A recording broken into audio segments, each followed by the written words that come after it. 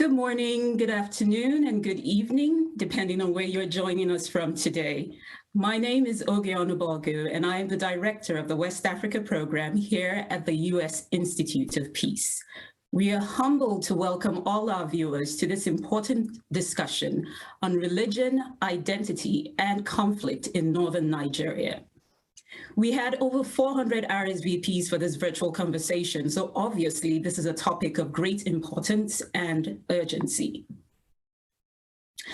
For more than 3 decades, clashes between different ethno-religious communities across northern Nigeria have killed thousands, displaced countless people, and destroyed livelihoods. Whether we describe them as intercommunal conflicts or clashes between farmers and herders, or banditry and criminality, these conflicts have become increasingly violent in recent years, and their possible religious dimensions have also gotten a lot of attention. However, the drivers of these conflicts are complex and span multiple overlapping cleavages related to identity, which includes ethnicity and religion, and livelihood activities such as farming and pastoralism. Addressing the root causes of these conflicts requires a more nuanced understanding of these overlapping themes. USIP is delighted to co-host this conversation today with our colleagues from Mercy Corps, a leading global research and peacebuilding organization. The discussion today will look at Mercy Corps' new USAID-funded research, and we will examine the complex linkages between the political, economic, and identity-based conflicts that are driving violent conflict in northern Nigeria. We will also discuss the implications for policy and programmatic interventions.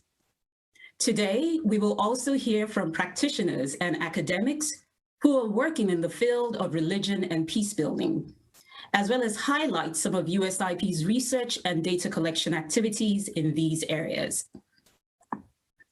I would like to remind the audience that you can join the conversation on Twitter using the hashtag Northern Nigeria Conflict. I also encourage our viewers to send in your questions through the chat function. Before I turn over to the panel discussion today, I would like to call on my colleague, Mr. Muktari Shitu from USAID, to give some remarks. Muktari is currently the conflict program manager at the USAID mission in Abuja, Nigeria. Prior to joining USAID in 2010, Muktari worked as a senior political specialist at the US Embassy in Abuja. In his current position at USAID, he provides oversight to the agency's conflict mitigation and CVE programs, including the Community Initiatives to Promote Peace Project, which covers 6 states across Nigeria. He has participated in designing and managing several peace-building projects across Nigeria, and also serves on different committees focused on addressing issues of violent extremism in Northeast Nigeria. On a personal note, Muktari's home community in northern Nigeria was also affected by 2 major violent conflict attacks in 2012 and 2015. Muktari has degrees from the Ahmadu Bello University in Zaria, from Bayero University in Kano, and the School for International Training in Vermont. Muktari, I'd like to turn it over to you now in Abuja. Thank you so much, Oge. And again, good morning, good afternoon, and good evening to all our distinguished ladies and gentlemen that have joined us across the world.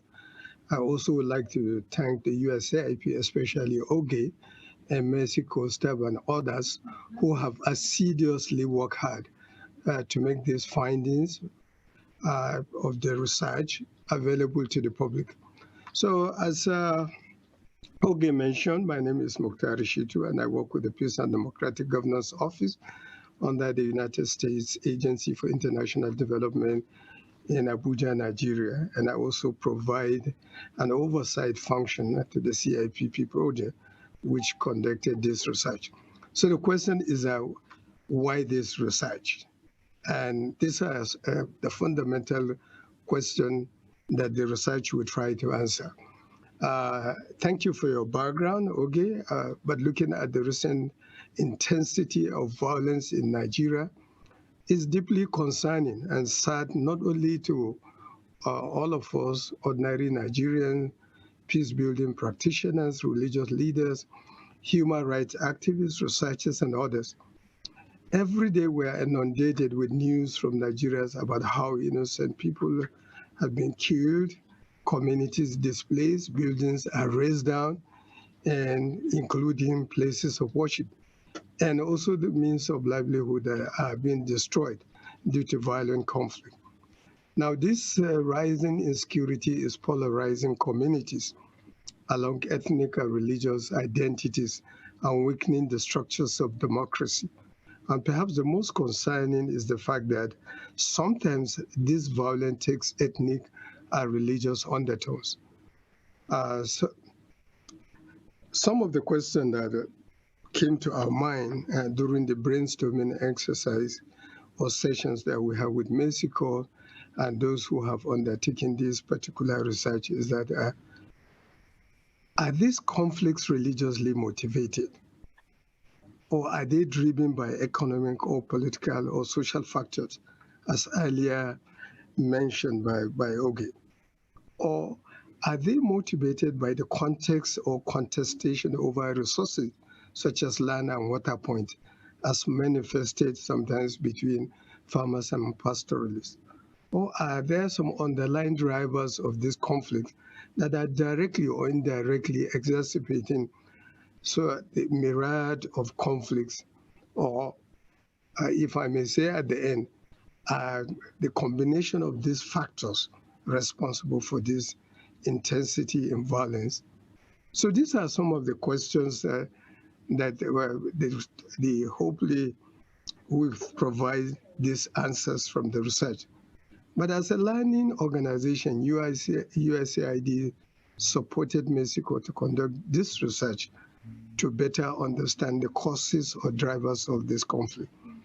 Empirical data equips us with knowledge about trends, dynamics, and actors that are involved in the conflict to help us understand, but also to help us in designing new programs or make adjustment to the current ones.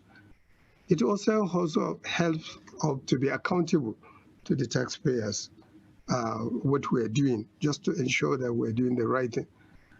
Like one of the UICP's instructors said in one of the courses that I attended, without data, we are just guessing. And data helps us to watch the road before we cross it. So this research is about making sure we watch the road before we cross it. The research findings today may not be able to answer all the questions that we have, but certainly will provide us with the much needed trusted information. And it can open up to several other areas that other researchers can actually interrogate or find more data about it. So on behalf of USAID, I would like you for your participation, and I look forward to a robust and engaging conversation around this.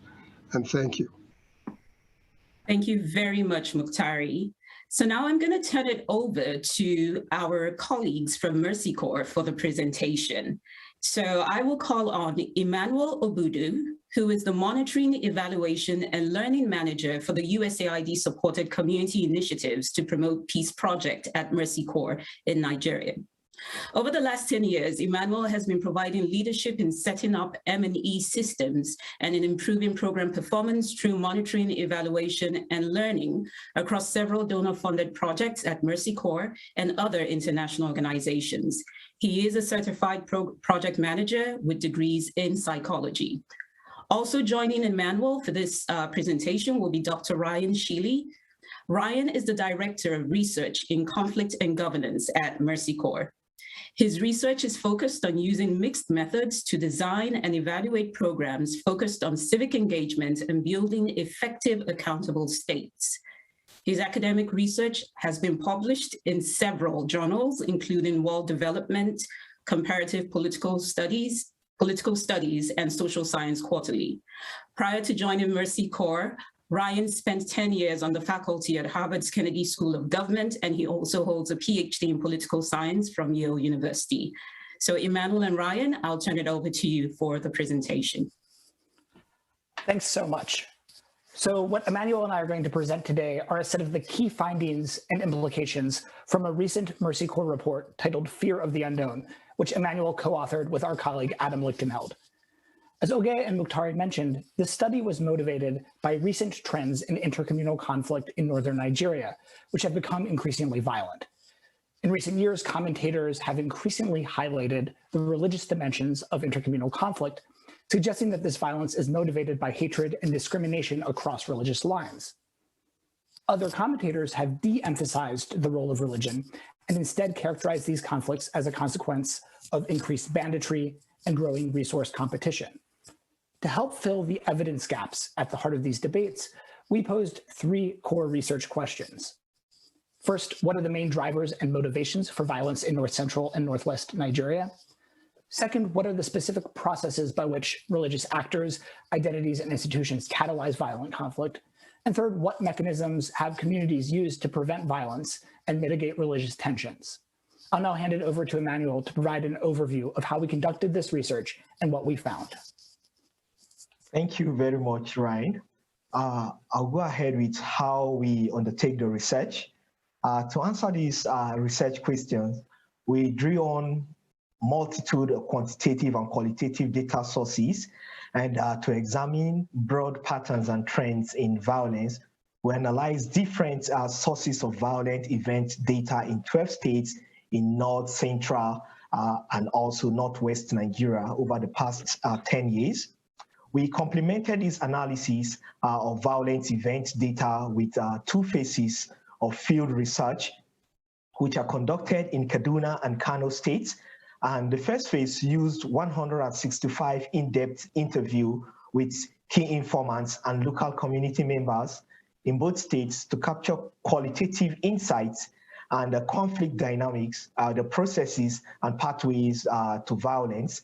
And also the second phase of the field research, we used a survey of 750 residents in 15 communities across the two states, that is Kano and Kaduna, and to quantitatively evaluate the factors that are associated with individual support for and the willingness to participate in violence. So what did we learn from the research? In this presentation, we want to highlight four key findings from our reports. First, only some violence has been interreligious in nature, and Muslims and Christians, they are both being perpetrators and victims of this violence. And analysis of data from ACLED, the Council on Foreign Relations, and Nigeria Watch indicates that from 2010 to 2020, only 9% of attacks explicitly targeted or were carried out by religious groups. And only 10% of those fatalities were ascribed to conflicts over a religious issue. This finding from the violent event dataset is supported by our survey data.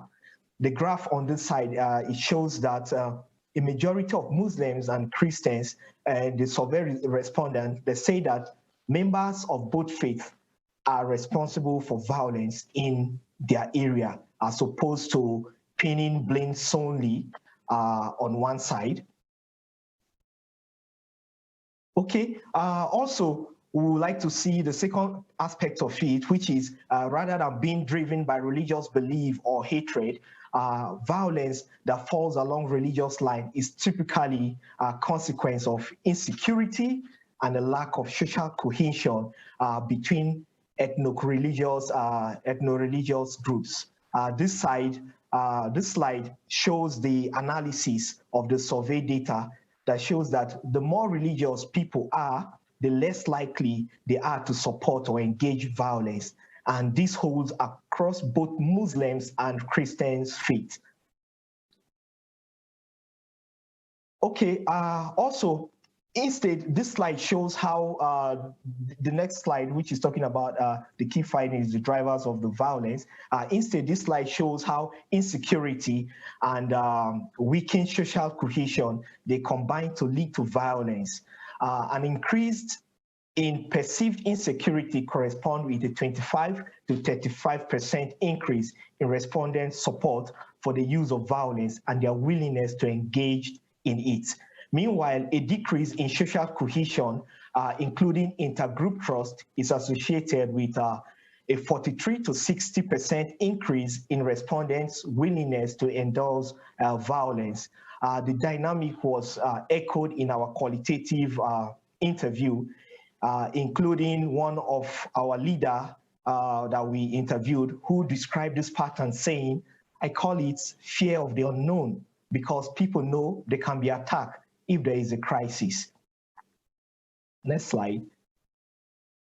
Okay, the third point here that I would like us to know is that while we did not find that religious belief or hatred is a root cause of violence, we did find evidence that religious identities that provide opportunities and motivation for both elites and ordinary individuals to mobilize violence. These slides illustrates both of this pathway of mobilization through examples from our qualitative interview. If you look at the first quote there, it talks about where they say most people in Kano are religious. The first quote shows how political and religious leaders, they intentionally politicize or they enhance or they decide to enhance the salience of religious identity to spur people to action, particularly around elections, which create windows of vulnerability by raising the potential for shift in power between groups. So the second quote also, if we look at it, it shows how members of the public make solidarity claims to co-ethnic or co-religionists to garner support in a quarrel, which can allow interpersonal dispute to escalate into conflicts between identity groups. Okay, the fourth point, which is the last, although we find that religious leaders, they can amplify conflicts, they can also be custodians of peace. This slide, it shows that survey respondents who say that religious leaders help to resolve dispute in their area, they are significantly less likely to support violence. This finding holds no matter how often people say that religious leaders are actually successful in resolving dispute. I will now hand over to my colleague Ryan to wrap it up here. Thank you. Thanks, Emmanuel. So to sum up, the big picture takeaway from our report is that recent intercommunal violence in northern Nigeria is not simply a consequence of religious discrimination or persecution. Rather, our analysis indicates that the violence that we're observing is a result of a confluence of factors, including governance gaps, particularly in security provision, a lack of social cohesion and trust between groups, and the mobilization of religious identities by both elites and ordinary individuals. I'll close by highlighting two recommendations. First, we recommend a shift in how we think and talk about conflict across religious divides, away from a picture of a clash of civilizations that is an unchanging root cause of violence, towards an appreciation of the role that religion can play as a potential catalyst and mobilizer that interacts with the actual root causes of conflict in a given context and is deployed strategically by both mass and elite actors. Second, this shift in mindset and framing leads us to recommend a specific set of programming interventions to address intercommunal conflict in northern Nigeria. This includes interventions that focus on preventing the escalation of disputes into violence by training religious leaders in negotiation and dispute resolution, and paying specific attention to misinformation and disinformation within windows of risk, such as elections. This also includes interventions that address root causes by strengthening intergroup interactions and trust, particularly around natural resource management, and interventions that address governance shortcomings by increasing the effectiveness, inclusiveness, and accountability of security and service provision. Thank you. Thank you very much, Ryan and Emmanuel. Obviously, there's a lot to unpack over there, and I know that there will be, we will get a lot of questions during the Q&A. But now I want to move this from the research to the practitioner side. And I want to call on Kaltumi Abdulaziz. Kaltumi is the program officer at the Interfaith Mediation Center, IMC, based in Kaduna, Nigeria. Over at the IMC, Kaltumi oversees peacebuilding programs in 6 states across northern Nigeria and the Middle Belt.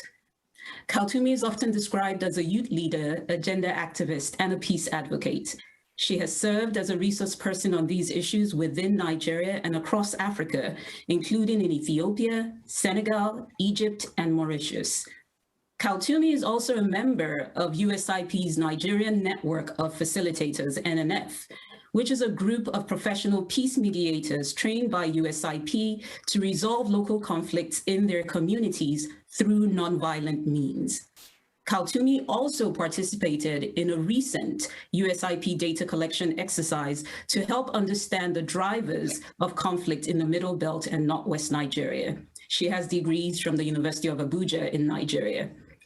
So Kaltumi, as a practitioner who works on these complex issues across northern Nigeria, how has evidence helped to inform your work?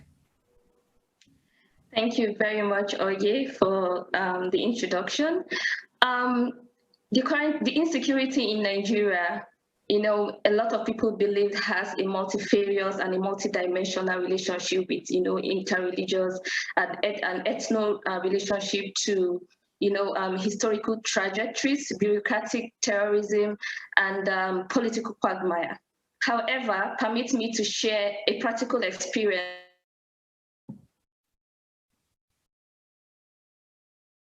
my team and I conducted in Zamfara State. Activity and conflict transformation. You know, oftentimes a lot of civil society organizations, you know, make assumptions of certain issues and also certain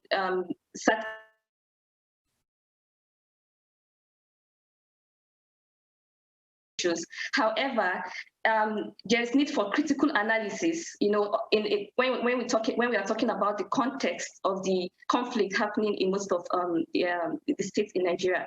However, I'm going to be using Zamfara State as a case study, as I earlier said. During this research, we made some observations through our correspondence, and the fact is that these people, as confused as we are, they are asking the same questions we are asking. They ask us questions like, you know, we are poor people, we are farmers, so we do not know why these marauders keep attacking us and killing us. We live peacefully with there's peaceful coexistence between the Muslims and the Christians. As a matter of fact, the Christians own majority of the medical store which we purchase our medications from. So we do not believe that this, you know, this violence has any association with religion or culture. However, we strongly believe that this has a political undertone or a divide and rule tactics in such a way that at the moment where we are running away to seek places of perceived calm, there are people out there stealing our resources. They were precise to say our gold. And there are sex traffickers who are taking away our girls. At that moment, the first thing that came to mind was this: who would have thought about you know, some of these issues coming up apart from the physical aspect of the violent conflict.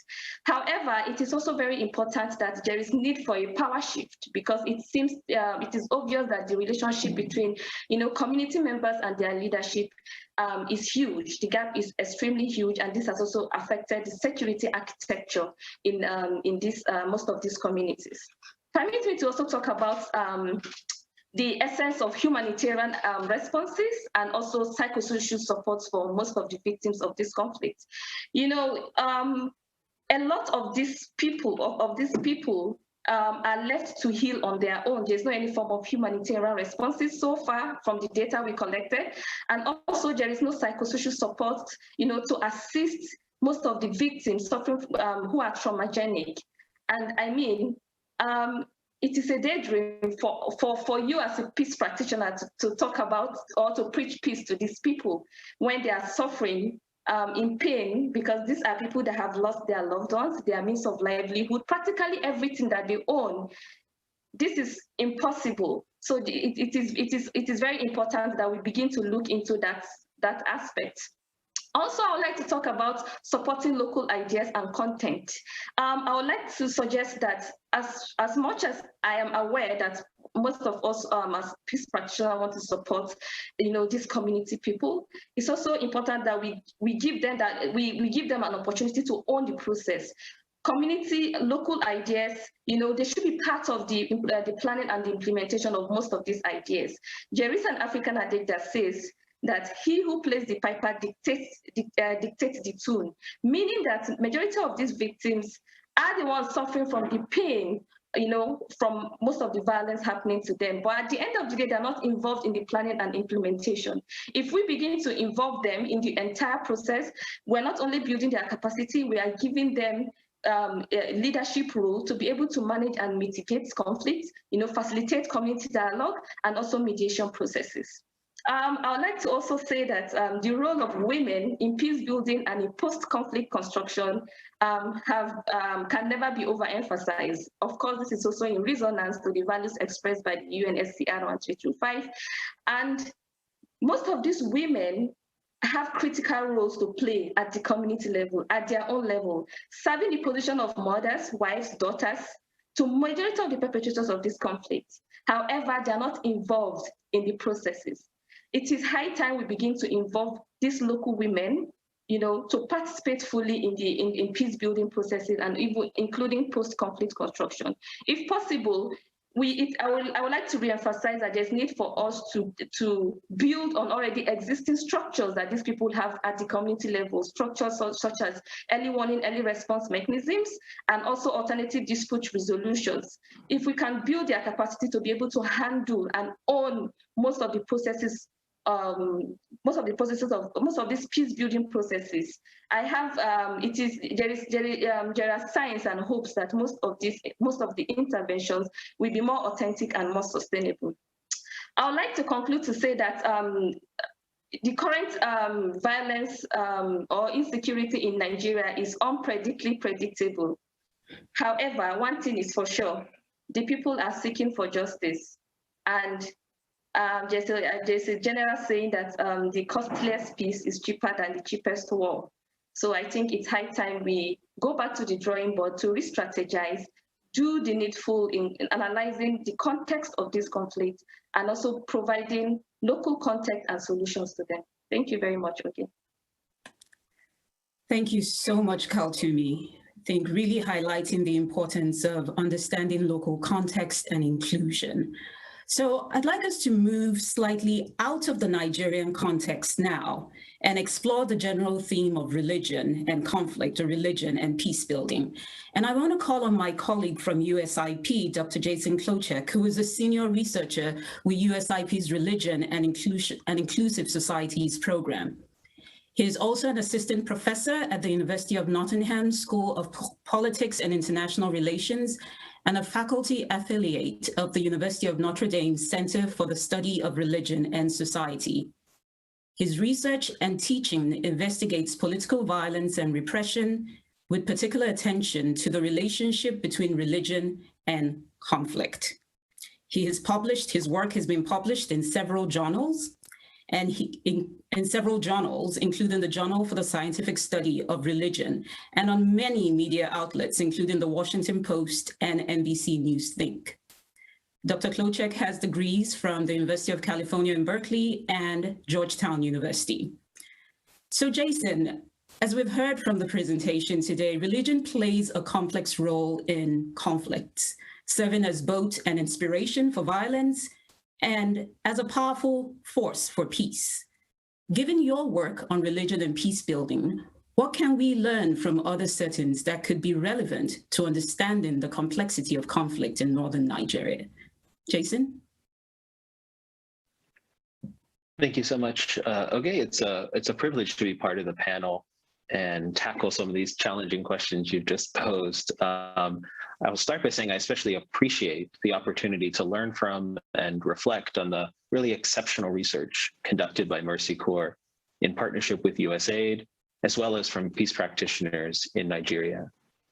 As you mentioned, my expertise lies at the intersection of religion and conflict, broadly speaking, rather than Nigeria specifically. So I thought I'd frame these concluding remarks in a way of setting the discussion in comparative perspective by posing a few questions. In particular, I want to draw attention to 4 sets of questions on religion and conflict that I find the Mercy Corps research inviting us to engage with and reflect on more deeply. The first is straightforward. What does it mean to say religion is part of a conflict? In some ways, the most intriguing part of the study to me is what the researchers didn't find. That is, they don't find a strong relationship between religious belief and support for violence. And as several panelists have mentioned, that stands in stark contrast to what we often hear in the popular media, which quickly frames violence in northern Nigeria and other conflict settings as interreligious. Not just Muslims versus Christians in northern Nigeria, but Hindus versus Buddhists in Sri Lanka, Shiites versus Sunnis in Iraq, Protestants versus Roman Catholics in Northern Ireland. Subsumed in those narratives, though, are assumptions that differences in religious beliefs or identities drive violence. As a helpful counterpoint, the Mercy Corps research highlights far more earthly concerns, namely insecurity and the lack of trust driven by competition over resources. But the research does more. It also helps us move away from that rather unhelpful question of whether or not people are fighting over religion, and instead look at ways religion might shape conflict, even when not the cause. In the case of northern Nigeria, the Mercy Corps research highlights how religion is providing opportunities for political and religious leaders to mobilize support in pursuit of other goals, political, economic, or personal. And we've seen that in many other contexts. During the Yugoslav wars of the 1990s, the troubles in Northern Ireland, or more recently in Indonesia and India. Sadly, there are too many cases for us to draw lessons from. And this pattern raises a second question, namely, why does religion prove to be such a powerful mobilizing force? The main reason highlighted in our discussion today is the way it overlaps with socioeconomic and political disparities. And again, this is of course not unique to Nigeria. Similar patterns can be seen in the Philippines, for example, where poverty rates are double in the Muslim majority South than what they are in the northern region, mostly populated by Christians. Political, economic, and social inequalities also define different religious communities from Iraq to Sri Lanka to elsewhere. But I'll ask, is it just this overlap between religious identities and inequality that makes religion such a powerful organizational tool? Is there also something about the emotive pull of religion, charismatic authority of religious leaders, and attention to other worldly goals that helps mobilize collective action? A third set of questions is inspired by the report's warning that continued religious mobilization could lead religion to play a more central role in the conflict. What would be the consequences of that? Will it lead to more lethal attacks? Or, as Mukhtar mentioned, will there be more attacks on places of worship or against religious leaders, which we've seen a rise in since 2015? And will the violence become more intractable once religion becomes more central rather than remaining on the periphery? Unfortunately, scholarship on religious conflict provides little reasons to be optimistic, especially on the last question. Cross-national studies and case studies document that conflicts in which religion plays a central role, even when not the cause, tend to both last longer and be more resistant to negotiated settlement than other types of conflict. A fourth and final set of questions worth considering relate to policy responses. And here I'll be purposefully provocative. Most importantly, we need to ask, how can we as external actors acknowledge and respond to religious dimensions of conflict without reinforcing and reifying those divisions? A key recommendation of the report, as Ryan mentioned, is to identify and elevate religious peacemakers. But could such engagement not also make religion more salient? And how do we do that without instrumentalizing religious leaders ourselves? Moreover, And to Kaltumi's point, how do we enlist select religious leaders without exacerbating other inequalities, including gender inequalities that cut across and within religious communities? Here I find the additional recommendation to conduct religious landscape mapping in Nigeria particularly welcome. Recent work by USIP's Religion and Inclusive Societies program points to several productive examples of how to do this, including our most recent religious landscape mapping on Iraq. That said, the task is always far easier in theory than in practice. So we need to consider both the benefits and unintended costs of religious engagement. I'll conclude by apologizing for providing more questions than answers, but then again, my remarks are inspired by what I see as the central strength of the Mercy Corps research. That is that's a call to approach conflict in northern Nigeria and elsewhere with a more nuanced understanding of the religious dimensions and robust local knowledge. Asking the wrong questions, such as does religion cause conflict or not, will not only keep those productive steps moving forward hidden from us, but it could also lead us to do more harm than good. Thank you very much. Thank you so much, Jason, for those remarks. We already have tons of questions coming in, so we're going to add your questions to that list too as well as part of the conversation. So as we sieve through the questions, I'm going to take some privilege as the moderator here and pose a question to Ryan and Emmanuel. So from your presentation and from the report, as we've discussed today, you recommend against thinking of religious animosity as a root cause of violence in northern Nigeria. Can you say some more about the evidence in your research that led you to this conclusion? Okay, thank you very much, Oge. Thanks for this question. We came to this way of thinking about religion as a catalyst or mobilizer rather than a root cause of conflict, based on the number of strong patterns in both our qualitative and the quantitative data that we collected from the field. In the overall 165 in-depth interview that we conducted, the men and women that were interviewed, they clearly and were consistently saying that conflicts can become religious, but in most cases, they are fundamentally about other issues. And as a business woman in Kaduna State, she put in her interview that any little spark, people will attach it to religion. And also a youth in Kano State also echoed this idea, saying that some people just wrap a dispute around religion so they can gain more support. And if you approach the issue with an open mind, most of the time you will just see that what causes the problem has nothing to do with religion at all. And overall, the central theme in our qualitative interview was that religion is characterized as a secondary factor, which has other things that are interwoven with it, which include land and resource competition, insecurity, political competition, and also economic hardship, like my co-panelists have talked about. Thank you very much. Thank you, Emmanuel. Ryan, do you want to add some points to that? Sure, thanks. So I'll just build on those examples by highlighting a particularly compelling quantitative finding from a small randomized experiment that we conducted within our survey. So in this survey experiment, respondents were randomly assigned to be read one of two nearly identical versions of a scenario featuring an interpersonal dispute with a shopkeeper, and then were asked about their level of support for different kinds of punishment or retaliation, including nonviolent boycotts, recourse to government authorities, or using violence. So half of the respondents were randomly assigned to receive a generic version of the scenario, or the control version. The other half received a treatment version, which was identical, except that the shopkeeper was identified as a member of the respondent's religious outgroup. So a local Muslim shopkeeper if the respondent was Christian, or a local Christian shopkeeper if the respondent was Muslim. The core hypothesis behind this experiment is that if violence is driven by interreligious animosity or discrimination, then respondents who received the treatment scenario that primed religious identity should be expected to favor more severe and more violent forms of retaliation. However, what we find is that respondents are no more likely to support a harsher punishment for the shopkeeper when he is explicitly identified as a member of their religious outgroup than when his group identity is not mentioned at all. This finding is consistent across Muslim and Christian respondents.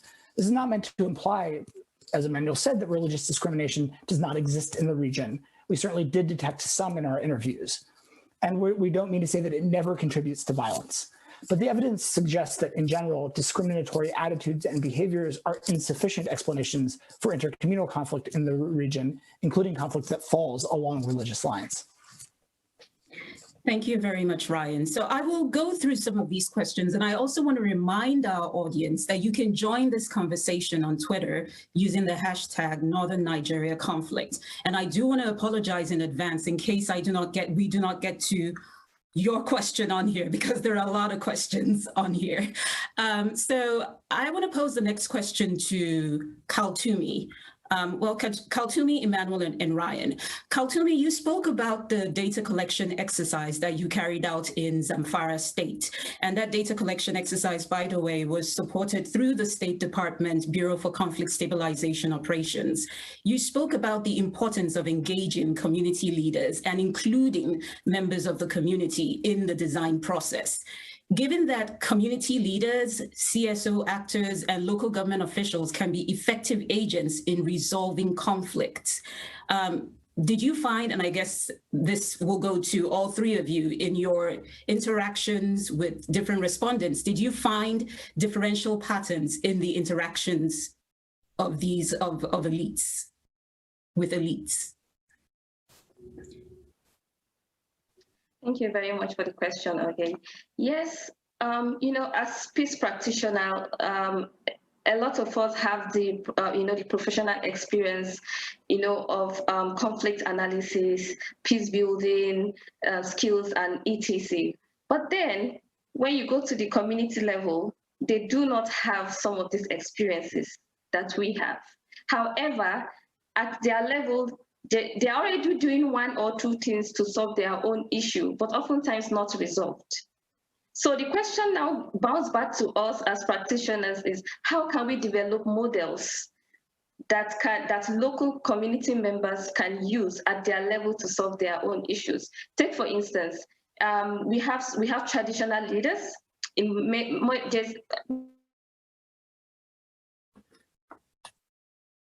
I think we've lost the connection with Kaltumi. Traditional leaders. Sorry? No, go ahead. You went off screen for a second. It's technology, new era. Okay. Go ahead. Okay. So, however, we often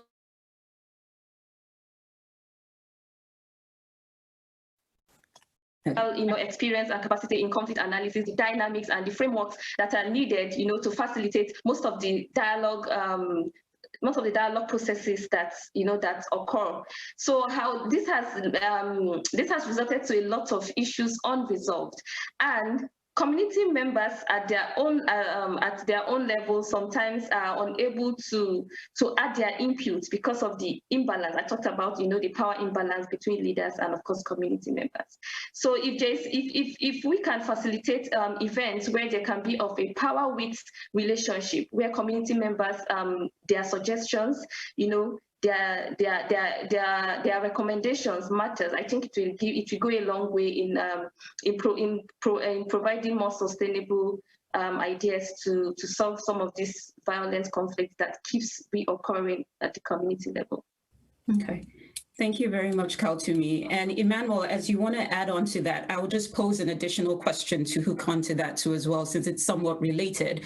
So do you think politics is influencing religious violence more than the interpretation of religious doctrines that supports violence in the northern part of Nigeria? Okay, thank you very much. I would like to add to what Kaltumi has just said. We practitioners, we already have something in mind. Like most of the time when we are designing our programs, we go to the fields to do just need assessments, to talk to the people, then we come out and we design. So it would be nice if we have something like the human-centered design, where we can involve everybody in the community, where their voices are very important. It will not be like the top-bottom approach, but the bottom-top approach where we carry everyone along. To add to the question you just asked, from our interview with respondents in the field, we discovered that actually this is not religiously inclined, but somehow like politically inclined, because many people, like politicians, are looking for support. So they come up with this religious idea and try to, like Kaltumi said earlier, divide and rule, to make people to say, okay, we just make sure that we move towards this side of the people that belong to our religion, and the other side, the people that goes to that one too.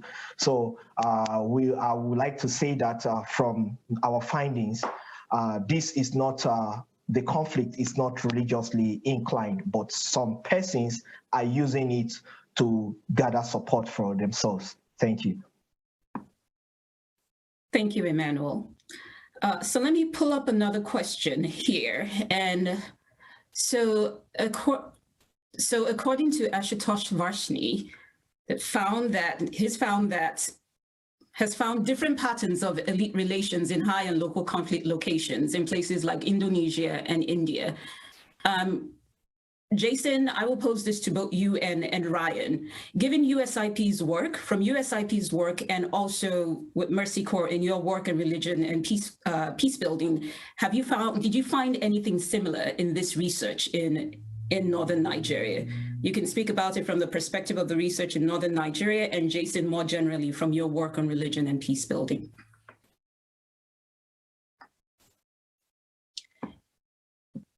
Whoever wants to start with that.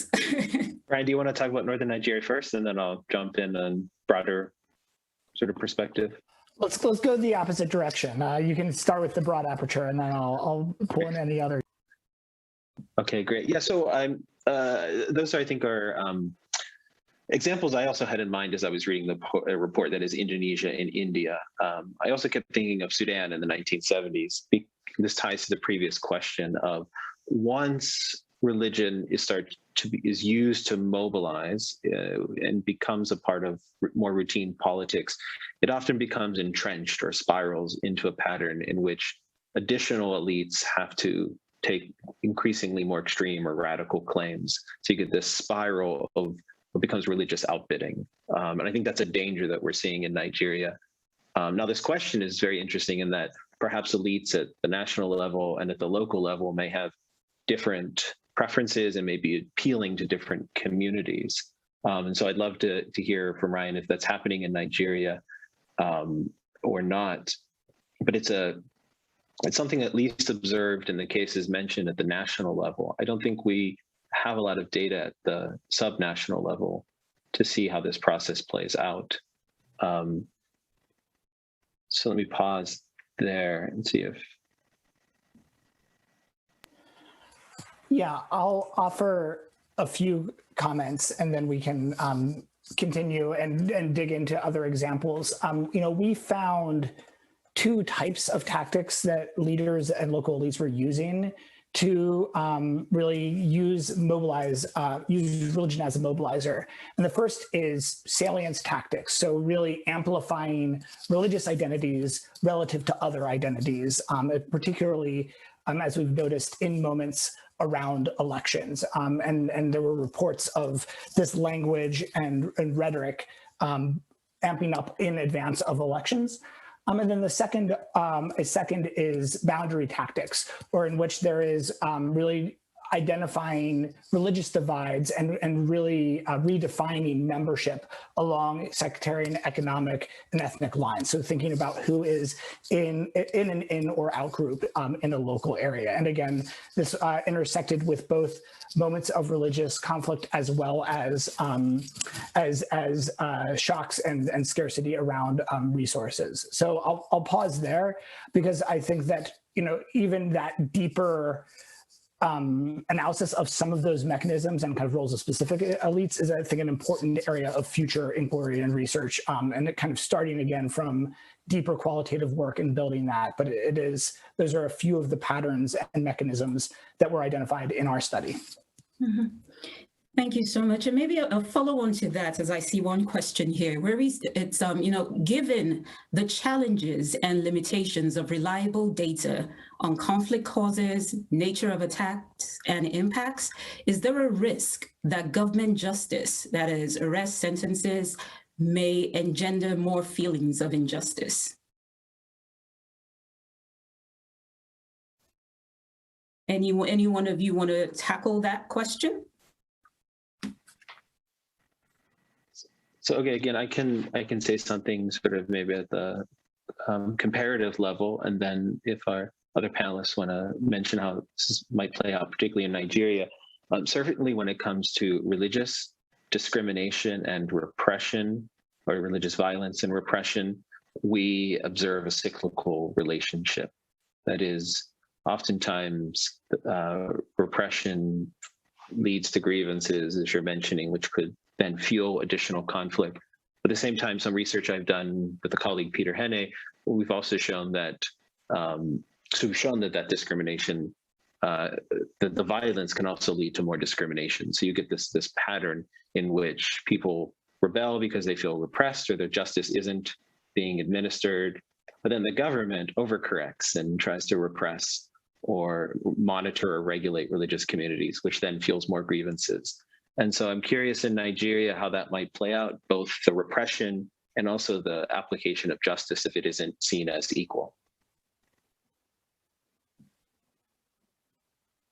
Okay, I would like to take it up from here.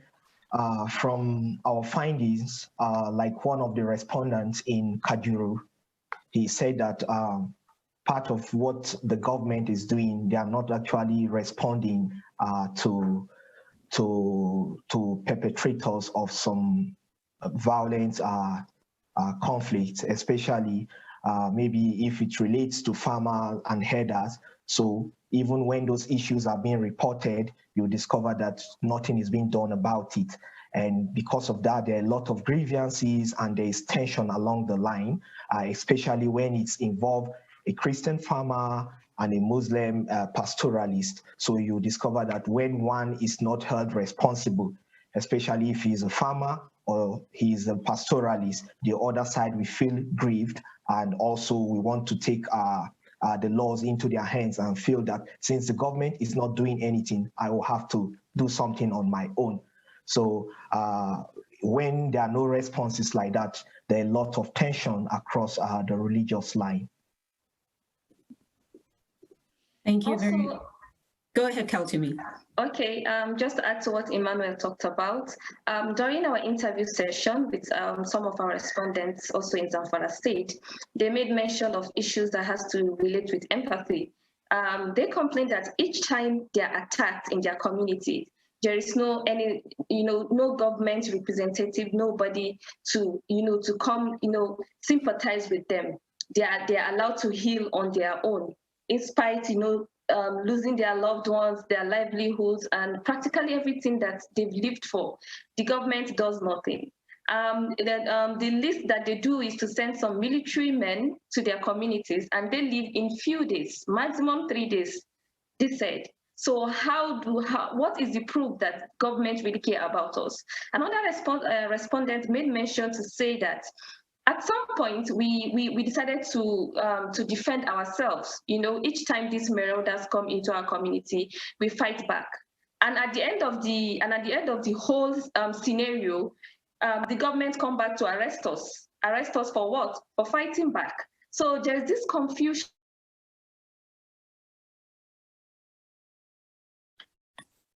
And also, a woman categorically said that because she was one of the women that was kidnapped and released afterwards, she said that these gunmen said to them, "Stop worrying, the government know about us, there's nothing you can do." Until date, she said she's trying to fathom and understand these words because it really did hit her.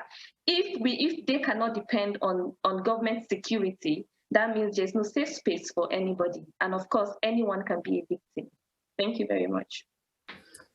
Thank you so much, Kaltumi. And I think along those lines, just to pull on one of the questions that I see here, How can emotional resilience, as in one's ability to adapt to stressful situations or crisis, so how can emotional resilience help in building peace reconciliation?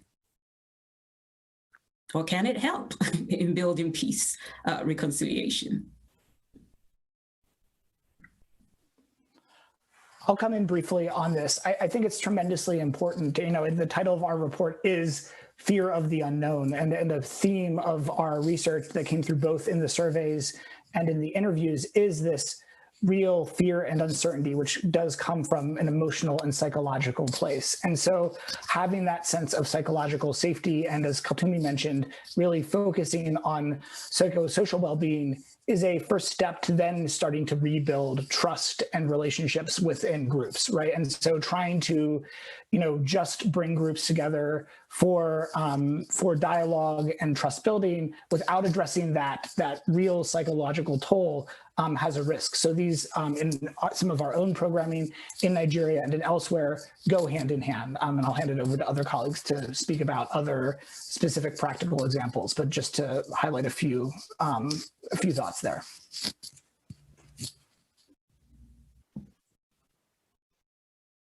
Thank you so much. Jason, did you want to come in here? Okay, I'll just add that for those who are joining us, they might also look at the USIP project page on religion and psychosocial support. So the Institute is currently working on a pilot project on Colombia and Venezuela on psychosocial support for displaced trauma survivors. And so, Kaltumi, I think it goes to a lot of what you're asking. So that project will hopefully expand to other places. But here at the USIP, we are thinking about these questions, and we'll look forward to partnering with other organizations like Mercy Corps moving forward too. But for those listening, you can check out the religion and psychosocial support page as well. Thank you so much, Jason. And so if I could draw on that question a little bit to pick up one of the questions here, how can we ensure that international humanitarian interventions are better designed to ensure conflict sensitivity and integration of humanitarian peace and security approach in Nigeria? And this is a question that is open to anyone who wants to jump in here. Okay, like I said earlier, we would like to look at designing the program from the grassroots level, like I talked about the human-centered design, and about the human-centered design where you carry the community stakeholders along, and they can tell you what will work for them and what will not work. Like there are some structures that are already in the community, like the early warning, early response structures, and just for us to build on those things. And like part of what we do in CIPP at Mercy Corps, we make sure that we build the capacity of the local leaders, where they will be able to address local conflicts before those disputes become violent conflict. So we build their capacity also by also strengthening the local structures that is in the community. Not only that, by making sure that the early warning, early response system that the community have been using for a very long time, the capacity is being strengthened, and we make sure to see how it will function very well. So if we look at how we can design the program from the grassroots level, that is from the bottom-up approach instead of the top-bottom approach, instead of us having an idea that this is what we feel that when we take to the community is going to work, but rather we meet with the community. This is what we are thinking, and they tell us that, no, this might not work. This is how we'll go about it. And with that approach, I believe that we'll be able to tackle a lot of these issues in northern Nigeria. Thank you. Mm-hmm. Thank you very much. Kaltumi, I see you went on mute. Did you want to add anything here? Yes, I just wanted to add the commitment under the core humanitarian standard that promotes, respect and fundamental human rights of community members in places affected by crisis. I think it's very important for us as conflict, as peace builders, to integrate into our system and our planning feedback mechanism, from community members themselves in such a way that, they give us their suggestions, their complaints, and they feel safe and confident and transparent while doing that. I think that will help, improve our programming, strengthen relationships, trust between community members and field workers, and that will go a long way in making we as peace practitioners do more of the listening, while the community members who are victims of most of these violent conflicts do the talking. It's high time we give that space. We back off a little bit in our leadership position, let them lead the process by giving us most of these suggestions for a more sustainable intervention. Thank you very much, Kaltumi. Ryan, did you want to add a few points on here as well? Sure. Yeah, just to build on this, I think it's also worth emphasizing that as we look at these types of bottom-up approaches that emphasize really genuine participation, to also create spaces for design and learning for specific groups of the community. So within the CIPP program, Emmanuel and I are actually starting to also do work on youth-led action research to center youth voices and perspectives in also identifying drivers of conflict in their communities, as well as designing solutions. And Mercy Corps does this work also in other contexts with women's groups and women-led CSO organizations. So really, in addition to thinking from the bottom up, recognizing diversity and inclusion within those that aim to really make sure there's a broad set of voices as local perspectives are elevated. Mm-hmm. Definitely. And USIP's work in Nigeria definitely employs that bottom-up, top-down approach in the way we engage with both government and civil society actors and community leaders. So there's definitely a lot of overlap here and areas for more conversation, because this conversation on religion identity in northern Nigeria, this is just the beginning. This is an ongoing conversation here. So now as we look at the international side, we want to come down to the national level as I look at a question here. And it says, is the role of the Nigerian national government more a positive or a negative, or maybe in between? More of a positive, negative, or an in-between one when it comes to the process of ethnic and religious reconciliation? And who wants to tackle this one? We would call on Kaltumi or Emmanuel, if you talk more about the role of the government when it comes to the process of ethnic and religious reconciliation. What role the government is currently playing and what role they could play. And what are the entry points and opportunities that exist for them to play these roles? Okay, let me say the government is actually trying, but we are hoping that they can put in their best. I'll start from Kaduna State. We have the Kaduna State Peace Agency, which CIPP is collaborating with. They are working on bringing on religious leaders, not only that, religious leaders, also community leaders, where we are having some of these conflicts onto the same table where they can reconcile them together. Also in Plateau State too, they have the Plateau State Peace Agency and also the interreligious commission, where they call them the NIREC, where also issues of religion and also conflict will be addressed. And so they have started the process, and I think is a snowball approach. We are hoping and believing that as the government, they are also collaborating with peace agencies and peace actors. Something good will come out of it because they alone cannot do it. We all have to put hands together to see how we can make this thing to work.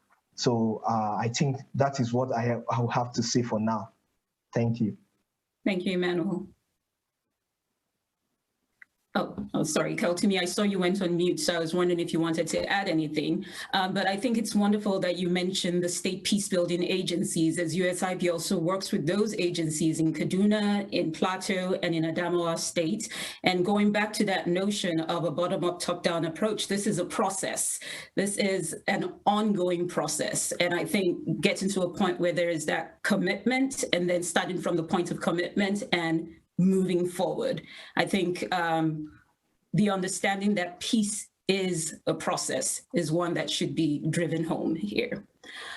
And then let me go up to a question, knowing that we do not have any climate change specialist on the panel today, but perhaps from your research, a question here is: what is the impact of climate change on pastoral-farmer relations in northern Nigeria? Did any of this come up in your research? And Kaltumi as well, in your conversations and data collection in Zamfara, was there any mention of climate change?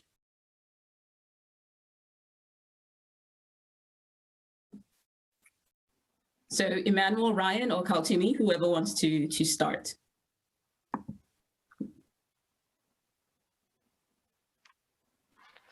Okay. Well, okay, just go ahead, Emmanuel. Ladies first. Okay, thank you.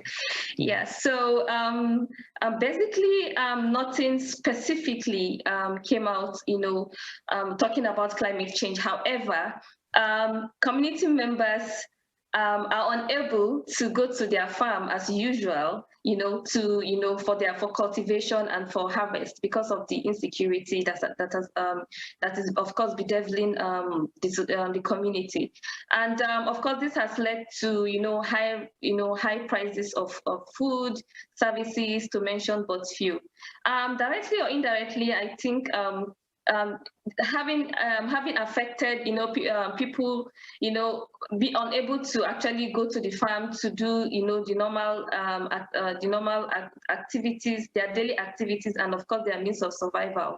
I think it has it in one way or the other has relationship, and of course bonding, because they also one of the women made mention about how their farmlands are being destroyed, by either burning. Sometimes people just come and burn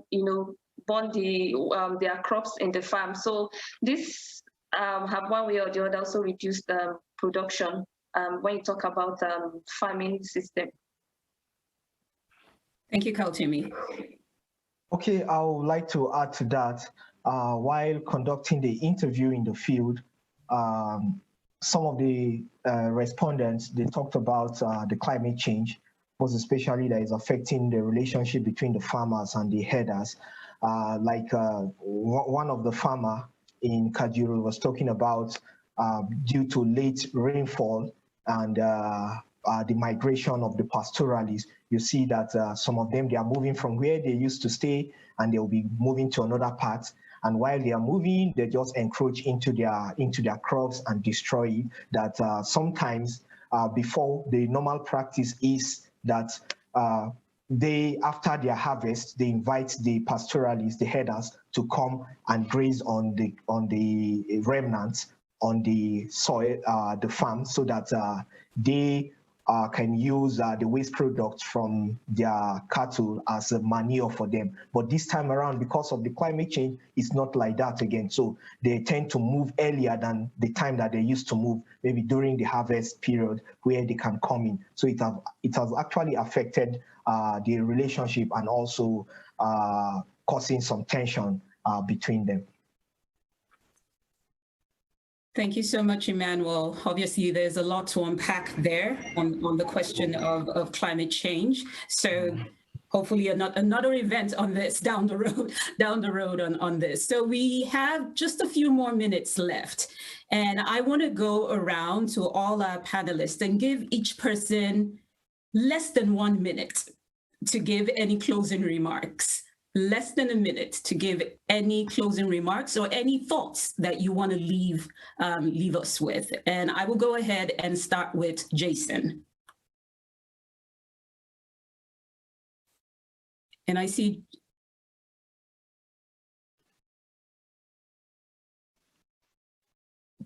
There you go. Great. Thanks. Yep. Okay. Thanks, Oge. Well, I'll first start by saying that, again, what a privilege it is to join this panel and to have learned even more than reading the report, but by listening to these examples and experiences from Northern Nigeria. To me, one of the central takeaways will have to be the question still of how do we talk about the religious dimensions of conflict without seeing religion as the cause or without reifying those divisions, without exacerbating those divisions. There still seems to be a tension in our conversation about wanting to talk about those religious dimensions or not, or talk about the religious dimensions of peace building, but not the religious dimensions of conflict. And so I think the challenge for us is, or at least one challenge for us moving forward, is to think about or accept that religion is this pervasive force, this influencing both violence and peace, and that a big question moving forward is considering under what conditions does it lead to violence or peace, and which actors can we collaborate with to build peace in Northern Nigeria and other places. And we can look to other examples from around the world, both for what's worked well, but also practices to avoid. Okay, thank you so much, Jason. So I want to call on Ryan and Emmanuel if there's any, takeaway final thoughts you want to leave for us, a minute or less, because I'm being told that we have less than 4 minutes. Okay, I would like to leave us with this. The people we spoke to, they tended to express greater concern over criminality and banditry than over ethno-religious conflicts. And they were more likely to emphasize cleavages other than religion, such as ethnicity and the farmer-herder conflict when discussing intercommunal violence. So thank you. Thank you, Emmanuel. That was perfect. And I will just add a call that has come up throughout this discussion for more research and more discussion, and especially more research and discussion that centers local voices and really asks questions and challenges assumptions. And I think that we've done a great job of that today. And I look forward to being part of continued conversation and learning. Thank you so much, Ryan. Kaltumi? Less than a minute. Thank you, Oge. Like I earlier said, that majority of our respondents are seeking for justice. I would advise that we as peace practitioners, it's high time we integrate nonviolent action to the peace building work that we do. That way we are able to, the voices of the people are heard and their needs also satisfied. Thank you very much. Thank you, Kaltumi. And Muktari, if you're still on here with us, do you want to leave us any takeaway points? So I think it's just to thank all the panelists for their contribution and the participants who have joined across the world to share and to hear and to listen and to have takeaways. One of the things just before I drop off is the fact that somebody mentioned about conflict sensitivity.